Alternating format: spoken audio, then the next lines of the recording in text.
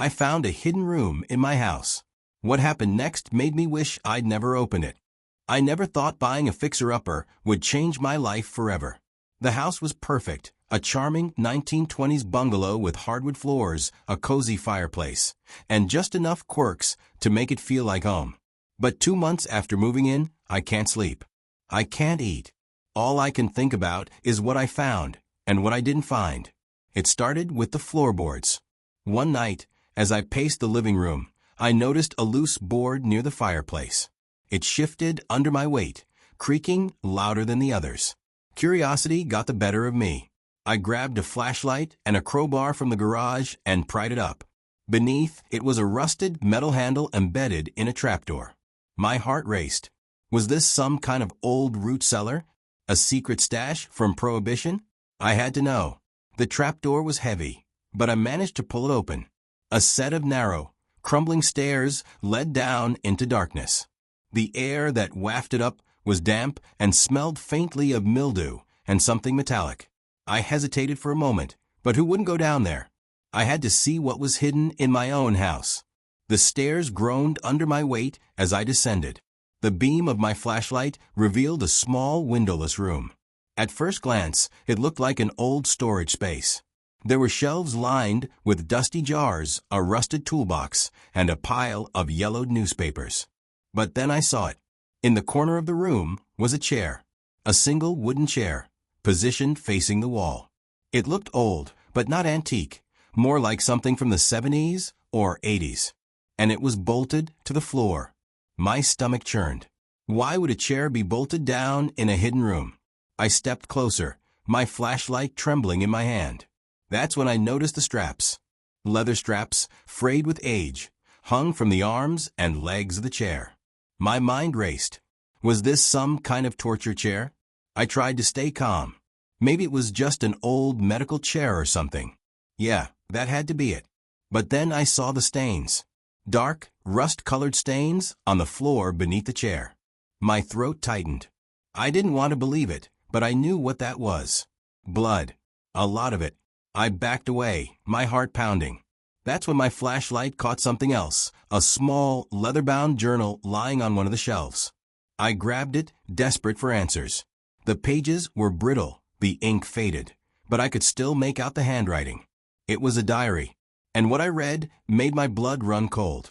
The diary belonged to a man named Harold. He had lived in the house in the 1980s. At first, the entries were mundane grocery lists, reminders to fix the leaky faucet. But then they took a dark turn. Harold wrote about hearing voices in the walls. He claimed the house was alive and that it was feeding on him. The entries became more frantic, more disjointed. And then, near the end, he wrote something that made my skin crawl. I found the source. It's in the room beneath the floor. It speaks to me. It tells me what to do. I don't want to, but I have to. It's the only way to make it stop. I slammed the journal shut, my hand shaking. What the hell had I stumbled into? I needed to get out of there. But as I turned to leave, I heard it. A faint, almost imperceptible whisper. It seemed to come from the walls themselves. My breath caught in my throat. I told myself it was just my imagination, but the sound grew louder, more insistent. It wasn't English, but it felt familiar, like something I'd heard in a dream. I bolted up the stairs, slammed the trapdoor shut, and shoved the floorboard back into place. I spent the rest of the night sitting in my car, too terrified to go back inside. The next morning, I called a contractor to seal the room. I didn't tell him what I'd found, just that I wanted it gone. He poured concrete over the trapdoor, and I thought that would be the end of it. But it wasn't. A week later, I started hearing the whispers again. At first, they were faint, like the rustle of leaves. But soon, they became clear. They were calling my name. And then there were the dreams. Vivid, horrifying dreams of the chair, the room, and something I can't describe. Something that doesn't belong in this world. I tried to ignore it. I told myself it was just stress, or maybe carbon monoxide poisoning. I bought a detector, but it came up clean. The whispers persisted, growing louder every night. They weren't just in my head. They were in the walls, in the floors, everywhere. Desperate for answers, I decided to dig deeper. I went to the local library and searched through old newspapers. That's when I found it, a small article from 1983. It mentioned a man named Harold Jenkins who had gone missing from his home. The address matched mine. The article didn't say much, just that Harold had vanished without a trace. His wife had reported him missing, but no one ever found him. The case went cold. I felt a chill run down my spine. Harold wasn't just a figment of my imagination. He was real. And he had lived and possibly died in my house. I decided to talk to my neighbors, hoping someone might remember Harold. Mrs. Thompson, an elderly woman who had lived on the street for decades, seemed hesitant to talk at first. But when I mentioned Harold's name, her face went pale. "Harold Jenkins," she said, her voice trembling. "That poor man. He was never the same after he moved into that house. He kept saying the walls were talking to him. We all thought he was crazy, but—" She trailed off, glancing nervously at my house. "But what?"